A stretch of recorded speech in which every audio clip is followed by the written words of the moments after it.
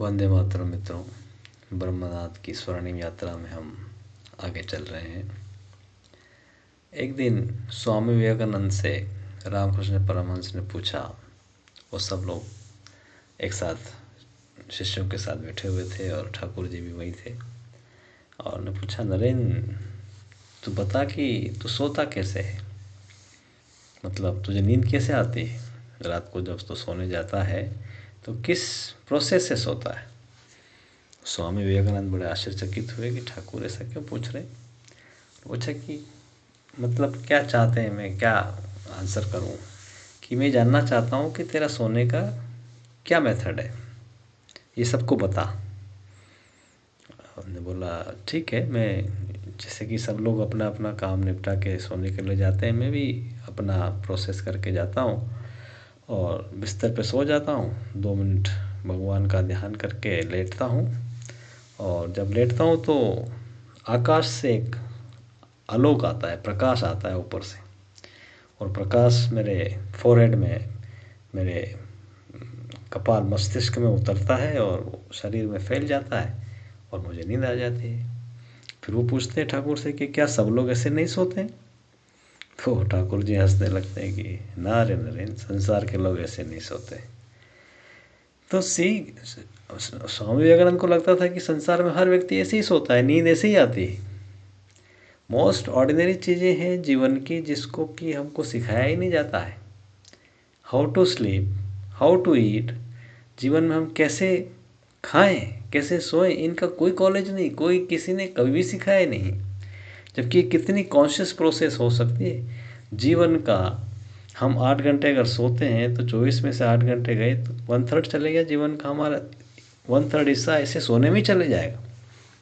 और वो सोते हम बहुत अवचेतन में चले जाते हैं। We are not at all conscious कि हम कैसे सो रहे हैं। इसका खाली ये कि शरीर तैयार हो गया है अगले फिर 10-15 घंटे के लिए कि again we can exhaust our self. तो ये सचेतनता का फ़र्क है मित्रों। ठाकुर जी ने पूछा इसीलिए पब्लिकली सब लोगों के बीच में कि सबको पता चले कि सोना कितना इम्पोर्टेंट है और कैसे सोना चाहिए।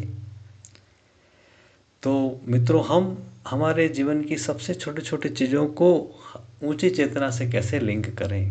हम जब भोजन करते हैं तो हम ये महसूस करते हैं कि हमारे अंदर दिव्य ईश्वर का एक स्थान है। ईश्वर को हम ये आहूत कर रहे हैं, यज्ञ की आहुति जैसे देते हैं, ये भोजन हम वैसे कर रहे हैं। हमारा भोजन करने का तरीका और एक किसी भी ऑर्डिनरी एनिमल को ले लीजिए, जानवर भी खा रहा है, हम भी खा रहे हैं, क्या फ़र्क है, कहाँ फ़र्क होगा। सिर्फ पोजीशन का, प्लेट्स का, भोजन का, प्रोसेस, चेतना का फ़र्क होगा। उसकी चेतना और हमारी चेतना में बहुत फ़र्क होगा। और जितना हायर चेतना होगी उतना ही उसका इन्वॉल्वमेंट, उसका आउटपुट सब कुछ बदल जाएगा।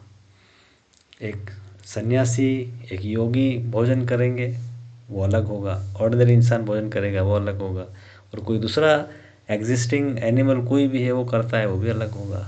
क्रिया एक ही है, चेतना अलग अलग है। तो हमको हमारे जीवन की हर एक छोटी से छोटी घटना को ऊंची चेतना से हमको लिंक करना है।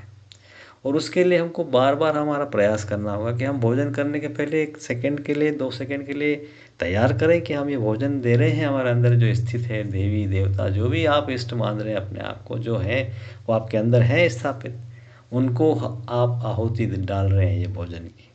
और उस भोजन की आहुति से फिर उनका जो कुछ भी भोग लगने के बाद जो आउटपुट मिलेगा, उसकी एनर्जी से, आशीर्वाद से आप अच्छा काम कर पाएंगे।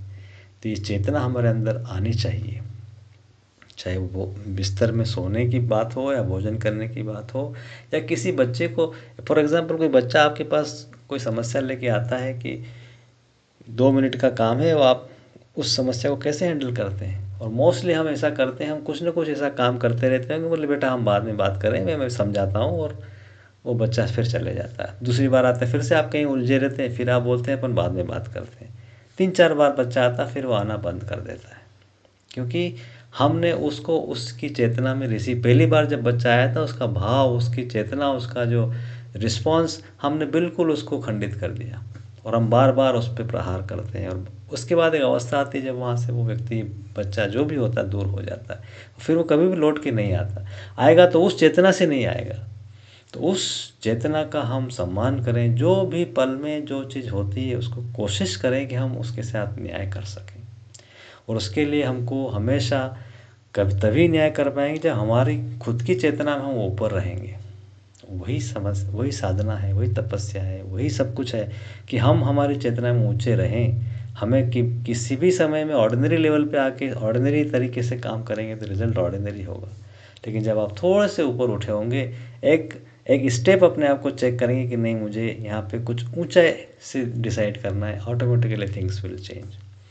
तो हमको एक स्थान ढूंढना है कि हम, चाहे वो सोने का काम हो या भोजन करने का काम हो, बात करने का काम हो, हम एक पल के लिए अपने आप को तैयार करें और फिर उस काम को आगे बढ़ाएं। और उसमें चेतना का कोशिश करें लिंक करने के लिए कि मैं ऊंची चेतना से कम्युनिकेट कर सकूं ताकि उस पर्टिकुलर मोमेंट के साथ न्याय हो सके।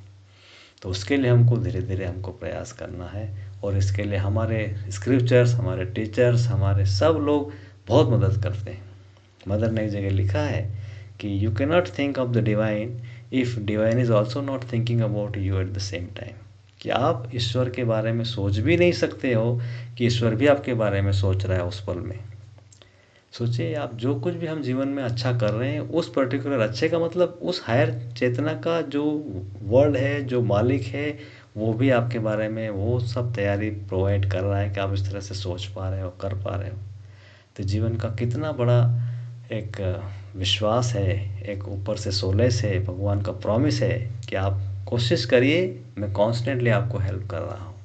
आप किसी भी इष्ट को, देवता को मानते हो, लेकिन आपका जब एक सेकंड के लिए आप उनसे लिंक होते हो, automatically you make the channel और थिंग्स विल चेंज। तो हम उसका प्रयास भी धीरे धीरे अपने अंदर डेवलप करें कि हम एक हायर चेतना से, हमारे इष्ट से, हमारे ईश्वर से जुड़ने का प्रयास करें और फिर उस एक्ट को एग्जीक्यूट करें ताकि वो ऊंची चेतना से हो। इसका भी प्रयास करें मित्रों। वंदे मातरम।